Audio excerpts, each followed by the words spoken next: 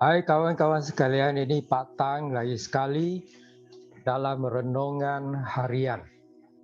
Hari ini kita punya renungan harian berasaskan Markus bab 1 dan kita akan baca dari ayat 14 hingga ke ayat 20. Saya baca.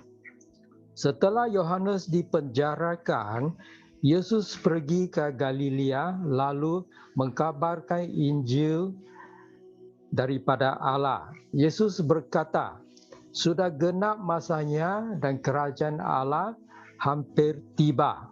Bertaubatlah dan percayalah akan Injil ini.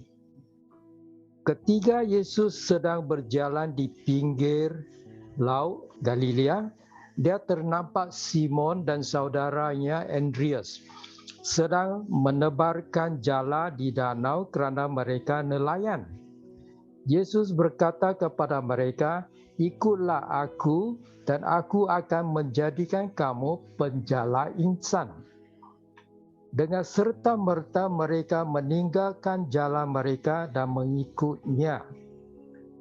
Sejurus berjalan, Yesus melihat dua orang lagi adik-beradik bernama Yakobus dan Yohanes, anak Zebedeus. Mereka sedang duduk menggemaskan jala di dalam perahu. Yesus terus memanggil mereka. Kedua beradik itu meninggalkan bapa mereka Zebedeus dengan orang gajinya di perahu, lalu mengikut Yesus. Jadi big idea di dalam petikan ini ialah Yesus sudah mulai dia punya pekerjaan. Dan dia punya pekerjaan ialah mengisytiharkan Injilnya. Yesus Kristus punya Injil ialah mengisytiharkan bahawa kerajaan Allah sudah hampir tiba dan orang ramai harus bertaubat.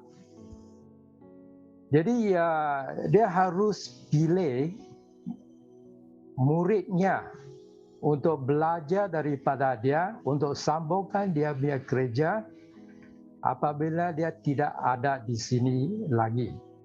Jadi dia punya murid-murid yang pertama dipanggil itu ialah nelayan yang dia jumpa di dia punya daerah iaitu Galilea. Mereka ialah nelayan di Tasik Galilea. Jadi apa yang kita belajar dari sini ialah apabila 4 orang ini dipanggil, mereka segala tinggalkan pekerjaan mereka dan ikut Yesus Kristus. Mengapa? Sebab ialah mereka sudah tahu, Yohanes sudah buat dia punya tugas dengan baik sekali. Orang ramai di Galilea sudah tahu bahawa Yesus Kristus ini ialah anak Allah. Inilah orang yang menggenapi nubuat-nubuat di dalam Bible mereka, iaitu Perjanjian Lama. Dan mereka pun sudah tahu, orang ramai pun sudah tahu bahawa Yesus Kristus ialah orang yang dihinggapi oleh Roh Kudus. Dan ada suara Allah dari langit yang mengenangkan Yesus Kristus sebagai anak dia. Dan Yesus Kristus pun sudah digodai oleh iblis dan dia lulus. Jadi dia layak untuk dia punya tugasan, iaitu mengisytiharkan dia punya Injil. Jadi orang ramai nampak dia sebagai Mesias Israel yang mengenapi nubuat di dalam Bible mereka. Jadi tidak heranlah apabila mereka dipanggil 4 nelayan ini segera tinggalkan pekerjaan dan ikut saja Yesus Kristus, Mesias mereka. Ajaran di sini bukan Yesus Kristus hanya panggil nelayan. Sebenarnya Yesus Kristus juga panggil pemungut cukai dan seorang pencuri dan juga orang yang terpelajar seperti Paulus untuk menjadi muridnya. Jadi dia aplikasi untuk kita di sini ialah apabila kita dipanggil, dan setiap kita yang percaya ini ialah orang yang sudah dipanggil oleh Yesus Kristus. Di dalam Yohanes 15 ayat 16, Yesus kata, bukan kamu yang pilih saya, tetapi saya pilih kamu dan suruh kamu pergi berbuah lebat.